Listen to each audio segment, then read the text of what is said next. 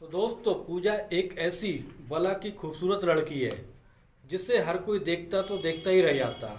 पूजा को कुछ ऐसा ही शौक चढ़ा था कि वो बचपन से ही घूमने फिरने का शौक था। जब वो 18 साल की हुई तो उसने मर्दों के साथ यानी लड़कों के साथ घूमना फिरना दोस्ती करना। बात करने जा रहे हैं एक ऐसी कहानी, एक ऐसी घटना के बारे में, एक सच्ची घटना के बारे में। ये घटना पीलीभीत जिले के एक गांव परेवा गांव की है। दोस्तों उसमें एक लड़की जिसका नाम पूजा था, बहुत ज़्यादा खूबसूरत थी और उसका जब वो 18 साल की थी तब से ही उसे शौक गाड़ी चलाना, जैसे ट्रैक्टर चलाना और मोटरसाइकिल पे घूमना, अच्छे अच्छे कपड़े पहनना और जैसे लड़कों से दोस्ती करना, ये सब सारे शौक शुरू हो गए थे। क्योंकि उसके घर वालों ने उसे इतनी छूट दे रखी थी कि वो जब जहाँ जाती और कुछ भी करती उसका कोई भी अंदाज़ा नहीं था उन्हें। लेकिन दोस्तों ये शौक एक दिन उस लड़की को इतना भारी पड़ जाएगा ये पता नहीं था। ये घटना इतनी ज़्यादा व्याकुल कर देने वाली जो थी, वो एक जमींदार की लड़की थी। उसके बाप का नाम गंगाराम था। गंगाराम जो अपनी लड़की को हद से ज़्यादा छूट दे रखी थी। उसे क्या पता था कि एक दिन वो लड़की उसका नाम डुबाकर रख देगी। वो लड़की इतनी ज़्यादा खूबसूरत थी जो कोई देखता उसके पीछे पड़ जाता। और उससे भी कुछ ऐसे ही शौक था कि नए नए लड़कों से दोस्ती करना और जैसे मोबाइल से बातें करना, अच्छे कपड़े पहनना, घूमना वगैरह, काफ़ी आज़ादी मिल चुकी थी उसे। तो दोस्तों ऐसा ही होता है जब वो लड़की लड़कों से मिलने लगती है और उनसे संबंध बनाने लगती है। गंगाराम की जो बेटी थी वो हद से आगे निकल चुकी थी। गंगाराम ने भी 3 शादी की थी। गंगाराम की पहली पत्नी जो डिवोर्स हो गया था, दूसरी पत्नी जो थी वो किसी वजह से उसकी मृत्यु हो गई थी यानी मर गई थी वो। तीसरी शादी जो हुई थी वो रेशमा से हुई थी। रेशमा की एक लड़की थी जिसका नाम पूजा है। पूजा बहुत चंचल, बहुत ही ज़्यादा खूबसूरत लड़की थी और इतनी ज़्यादा खूबसूरत लड़की थी कि उसने गंगाराम ने इसको इतनी ज़्यादा छूट दे रखी थी कि कहीं जाए कहीं कुछ करे उससे कोई मतलब नहीं था।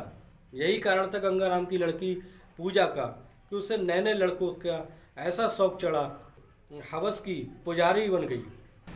ये बात जब गंगाराम को किसी के द्वारा ये पता चलती है कि उसकी लड़की ये ऐसा कदम उठा रही है यानी वो इस तरह के काम कर रही है, तो वो बहुत ज़्यादा दुखी हो जाता है और वो उस लड़की को डांट फटकारता है और फिर उसकी शादी जल्द से जल्द कहीं करना चाहता है। तो दोस्तों ऐसा ही होता है कि कुछ दिन बाद उससे एक ऐसा रिश्ता मिल जाता है। उसके अपने ही ज़िले के एक लड़के जिनका नाम था रामानंद। रामानंद के 2 लड़के 2 लड़की थी। लड़की की शादी हो चुकी थी, दोनों लड़कियों की शादी हो चुकी थी और बड़े लड़के की शादी जिसका नाम मनोज था, उसकी शादी पूजा से रिश्ता हो गया था। उसने पूजा का रिश्ता मनोज के यहाँ कर देते हैं। वो पूजा को दिखाया जाता है। पूजा देख के खुश हो जाती है। अच्छी खासा लंबा चौड़ा और अच्छी खासी स्मार्ट लड़का था। उसे वो सारी ख्वाहिशें वो पूरी कर सकता था जो उसे उसमें चाहिए थी, क्योंकि उसे ऐसी लत लग चुकी थी वासना की जो सिर्फ वो लड़का सी पूरी कर सकता था। तो फिर क्या होता है, इन दोनों की शादी हो जाती है। शादी होने के बाद जब पूजा उसको इस तरह से सुहागरात वाले दिन इस तरह से प्यार करती है कि उसका इतना प्यार करती है कि उस पर टूट कर कि उसका मन जो होता है मनोज का उसके प्रति और ज़्यादा आकर्षित हो जाता है, क्योंकि वो इस खेल में पहले से ही तो माहिर थी। वो नए नए लड़कों को फंसाना और संबंध बनाना ये सब पहले से करती आ रही थी। तो मनोज उस पर इस तरह से दीवाना हो जाता है कि सारी ख्वाहिशें पूरी कर देती है। यहाँ से 1 साल बाद उनके एक बच्चा होता है। फिर उससे मनोज को खर्चे की ज़रूरत पड़ती है, तो वो उस काम करने के लिए शहर चला जाता है। अपनी पत्नी से पूछता है काम करने के लिए कि वो शहर चला जाए। उसकी पत्नी कहती है कि हाँ तुम जा सकते हो, और इस तरह से वो मनोज जो है वो शहर फैक्ट्री में काम करने के लिए चला जाता है। उसे क्या पता था कि उसके पीछे उसकी बीवी ऐसी रंगरलियां मनाएगी। दोस्तों मनोज के जाने के बाद पूजा का जो एकदम पूरा मौका मिल जाता है अपनी अय्यासियों को करने का, वो अपनी उसी रंग में आ जाती है जो पहले शादी से पहले थी। जब मनोज फैक्ट्री में काम करने के लिए बाहर चला जाता है तभी वो उसके चोरी छुपे जाके लड़कों से मिलती है, उनसे तरह तरह के लड़कों से संबंध बनाती है। किसी तरह का कोई लड़का नहीं छोड़ती है वो, अपने से ज़्यादा उम्र के लड़कों से भी संबंध बनाती है। उसकी भूख इतनी ज़्यादा बढ़ चुकी थी कि वो किसी के कहने पर भी बाज नहीं आ रही थी। लेकिन दोस्तों रामानंद जो थे, रामानंद भी लंगोट के जो कच्चे थे, रामानंद उस बात के उन्हें भी मौका चाहिए था। उनकी पत्नी जो थी वो काफ़ी उम्र हो गई थी, इसलिए वो अपने पास नहीं आने देती थी। तो रामानंद भी ऐसा ही ढूंढते थे कि कोई ऐसी लड़की मिल जाए जो उनकी भावनाओं को समझ सके। दोस्तों रामानंद भी अपनी बहू के पास जाकर अपने हंस हंस के बातें करता है। उसके मन में अपने बहू के लिए कुछ ऐसी ही वासना थी जो वो चाहता था कि वो पूरी कर सके, इसलिए वो उसके पास जाता था और तरह तरह की बातें करता था, हंसता था, कभी उसे टच करता था। लेकिन पूजा भी इस खेल में माहिर थी। वो जान चुकी थी कि ये रामानंद जो उसका ससुर वो क्या चाहता है उससे। अपने ससुर से कहती है कि आपको क्या चाहिए बाबूजी। तो वो बाबूजी कहते हैं कि नहीं मुझे कुछ नहीं, बस ऐसे ही। तो एक दिन ऐसा होता है कि रामानंद की पत्नी जो है मार्केट गई हुई होती है, मार्केट जाती है तो उसका मौका पाकर उसके कमरे में जाता है। रामानंद अपनी बहू के कमरे में जाता है और उससे कहता है कि मेरे जिस्म में बहुत दर्द हो रहा है, बहू कहीं ऐसा हो कि मेरे तेल की मालिश कर दो। तो वो बहू कहती है कि कोई बात नहीं बाबूजी, मैं मालिश कर देती हूँ। जब वो तेल लेके आती है, उसके हाथों को टच करती है तो रामानंद बहुत ज़्यादा अट्रैक्टिव हो जाता है और उससे बर्दाश्त नहीं होता है। तो वो उसके छाती को टच कर लेता है और धीरे से अपनी बाहों में खींच लेता है। और ऐसा ही होता है कि पूजा भी यही चाहती थी, कि पूजा का भी मन मनोज के जाने से उसके भी मन में वही दिलासा थी कि वो चाहे कि उसकी कोई वासना को पूरा कर सके। अब अपने इस तरह ससुर से इस तरह से लिपट जाती है कि पूरे संबंध बना लेती है। इस तरह से दोस्तों ये काफ़ी दिनों तक ऐसे ही चलता रहता है। लेकिन एक दिन उनकी पत्नी उनको मौके वारदात पे पकड़ लेती है और देखती है कि उसके पति जो हैं रामानंद अपनी बहू पूजा के साथ ऐसी अश्लीलता से लेटे हुए हैं, मतलब इस तरह से आपत्तिजनक स्थिति में लेटे हुए हैं कि वो देखकर उससे ज़्यादा इतनी क्रोधित हो जाती है, उसे बाहर बुलाकर इतना ज़्यादा डांटती है कि वो रामानंद इसके शर्म से लाल पीले हो जाते हैं। लेकिन उन्हें इस बात पर कोई फ़र्क नहीं पड़ता है, वो फिर नहीं मानते हैं, फिर दोबारा इस तरह से हरकत करने लगते हैं। लेकिन फिर उनकी पत्नी अपने बेटे को फ़ोन करके ये सारी बातें बता देती है। जब मनोज को इस बात का पता चलता है तो मनोज फैक्ट्री से 2-3 दिन की छुट्टी लेके घर पे आ जाता है। जब घर पे आता है तो अपनी पत्नी पूजा को इस तरह से डांटता है और मारता है और अपने बाप से तो वो कुछ नहीं कहता है। तो फिर ऐसा होता है कि मनोज अपने साथ अपनी बीवी को यानी पूजा को अपने साथ फैक्ट्री ले जाता है, दिल्ली ले जाता है, जहाँ पर वो एक कमरा जिस कमरे पर रहता था वहाँ कमरे पर उसको ले जाता है, बच्चे और बीवी दोनों को। लेकिन फिर जब वो कंपनी जाता है तो उसके पीछे पूजा फिर वही काम चालू कर देती है जो अपनी आदत से मजबूर थी। रंगरलियाँ मनाना उसका एक पेशा बन चुका था। वो नए नए दोस्त बनाना, कमरे पर ताला लगा के बाहर जाती थी घूमने और नए नए दोस्त बनाना और जैसे बातें करना, मोबाइल पे बातें करना, ये सारी चीज़ें वो करने लगी थी। और वो इस तरह से नए नए लड़कों से संबंध बनाने लगी। और उसके पड़ोस का एक लड़का था। एक दिन ऐसा होता है जब पड़ोस का एक लड़का था जो वो उसके आके बातें करने लगता है। वो सब जानता था उसके बारे में कि ये किस तरह की लड़की है और क्या चाहती है। तो एक दिन ऐसा होता है दोस्तों जब मनोज फैक्ट्री गया हुआ होता है तो लड़का और पूजा कमरे में बंद होते हैं।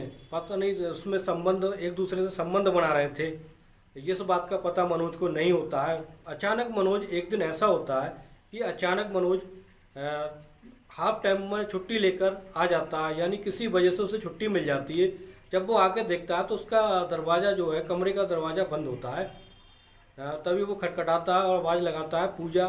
तो जब पूजा बहुत देर बाद आती है, यानी ऐसे उल्टे सीधे कपड़े पहने हुए थे, बाल बिखरे हुए थे जब वो दरवाज़ा कुछ देर बाद दरवाज़ा खोलती है, तब मनोज समझ जाता है कि अंदर कुछ माजरा चल रहा था। तो वो ये पूछती है कि इतनी जल्दी कैसे आ गए। तो मनोज कहता है कि आज फैक्ट्री में जल्दी काम समाप्त हो गया था, यह जनरेटर ख़राब होने की वजह से काम रुक गया था, इसलिए उसे जल्दी छुट्टी दे दी गई थी। तो ऐसा होता है जब वो उसके इशारों को समझ जाता है। जैसे भी वो अंदर कमरे में एंट्री लेता है, जब वो देखता है उसके पड़ोस का एक लड़का वहाँ बैठा हुआ था, तो वो उससे पूछता है, पूजा ये सब क्या हो रहा है, ये कौन है, इसका क्या मतलब है दरवाज़ा बंद करके। तो पूजा कहती है बहाने में कि ये पानी पीने आया था, वो कमरे में लेटा हुआ था। तो उसकी बातों को वो सुनकर बहुत क्रोधित हो जाता है और वो मौका पाकर वो लड़का तो वहाँ से भाग जाता है। फिर वो पूजा को इतना डांटता है, चिल्लाता है, लेकिन वो अपनी आदत से मजबूर, हवस की एक पुजारिन बन चुकी थी, लेकिन वो अपनी हरकतों से बाज नहीं आ रही थी। फिर वो ऐसा होता है, मनोज कंपनी से रिजाइन लेकर वहाँ से कमरा छोड़कर चला जाता है। कमरा छोड़कर वो अपने गांव वापस आ जाता है। तो अब फिर ऐसा होता है कि 2-4 महीने वो अपनी पत्नी के पास ही रहता है। जब फिर उसे काम की तंगी होने लगती है, पैसों की तंगी होने लगती है, तो फिर दोबारा फिर वो पूजा को छोड़कर फिर कंपनी में चला जाता है। लेकिन वो अब इतनी ज़्यादा आदत से मजबूर होने वाली लड़की आज तक नहीं देखी होगी, जो कभी सुधरने का नाम ही नहीं ले रही थी। वो जब मनोज चला गया, तब उसने अपने जो ससुर से संबंध बनाए, लेकिन जो दूसरे ससुर थे, चचिया ससुर थे, उनसे भी संबंध बनाए, उनसे रंगलनियाँ मनाई, लेकिन वो अपनी हरकतों से बाज नहीं आ रही थी। इसके अलावा वो फिर घूमने फिरने लगी और भी उसके लड़कों के दोस्त बना लिए, और जो वहाँ कंपनी में जो जहाँ कमरे में गई थी मनोज के साथ, वहाँ भी कुछ लड़कों से संपर्क हो गए थे, जो उसके गांव के ही लड़के थे, जिनसे उसने संबंध बनाए थे। उन लड़कों को फ़ोन करके उसने बात होती थी। वो लड़के जब गांव आ गए तो वो लड़की उनसे मिलने जाती थी और उनसे रंगलियाँ मनाती थी, संबंध बनाती थी। वो इतनी ज़्यादा आगे बढ़ चुकी थी कि वो सुधरने का नाम नहीं ले रही थी। जब इस बात का पता उसके ससुर रामानंद को पता चलता है, तो रामानंद उसको बहुत डांटते हैं, चिल्लाते हैं, लेकिन वो बाज नहीं आती है। फिर उसकी शिकायत मनोज से करते हैं। फिर मनोज के कहने पर वो तब भी शांत नहीं होती है। एक दिन ऐसा होता है कि वो ऐसा प्लान बना लेती है कि रामानंद को, जो रामानंद उनके ससुर हैं, उनको मारने का प्लान बना लेती है अपने दोस्त यारों के साथ, ताकि वो उसका रास्ते का कांटा हट जाए, तो वो ज़िंदगी भर हमेशा के लिए ऐसे ही अपने मनमौजियाँ रंगरलियाँ मनाती रहे। एक दिन ऐसा होता है, वो अपने ससुर को अपने दोस्तों के पास लेके जाती है और इतनी ज़्यादा शराब पिला देती है कि उसका शराब पीने के बाद उन्हें कुछ होश नहीं रहता है। तो वो अपने ससुर की अपने दोस्तों के साथ गला घोंटकर हत्या करवा देती है, और हत्या करवाने के बाद फिर वो वहाँ से निकल कर घर आ जाती है। लेकिन इस बात का अंदेशा किसी को नहीं होता है कि उसके ससुर रामानंद कहाँ हैं। जब रामानंद की पत्नी उनसे पता करती है कि वो कहाँ गए, कुछ दिन तक तो वो नहीं आते हैं, उसके बाद वो छानबीन करना शुरू कर देती है। तब वो अपनी बहू पूजा से पूछती है कि रामानंद कहाँ हैं, तो वो ऐसे ही हड़बड़ा के उल्टे सीधे जवाब देती है। इस बात का उसने शक हो जाता है। जब शक हो जाता है तो वो लड़की को जब शक हो जाता है तो वो पुलिस को खबर करते हैं। तो पुलिस जो है वो पूजा को उठा के ले जाती है, पूजा से पूछताछ करती है, लेकिन पूजा इस बारे में नहीं बताती है। लेकिन फिर इतना ज़्यादा टॉर्चर करने के बाद पूजा अपनी जुबान जो खोल देती है और बताती है कि हमने ही उसे हमारे आड़े आ रहा था ये, इसलिए हमने उसको मौत के घाट उतार दिया। पूजा अपना जुर्म कबूल कर लेती है, तो फिर उसे उम्र कैद की सज़ा हो जाती है। और वो छोटा सा बच्चा जो था, उसको पालने के वाला कोई नहीं था, उसे देख रेख करने वाला कोई नहीं होता है। तो दोस्तों, ये अंजाम होता है, बुराई का अंजाम बुराई होता है। जो गलत करेगा उसका अंजाम गलत ही होता है।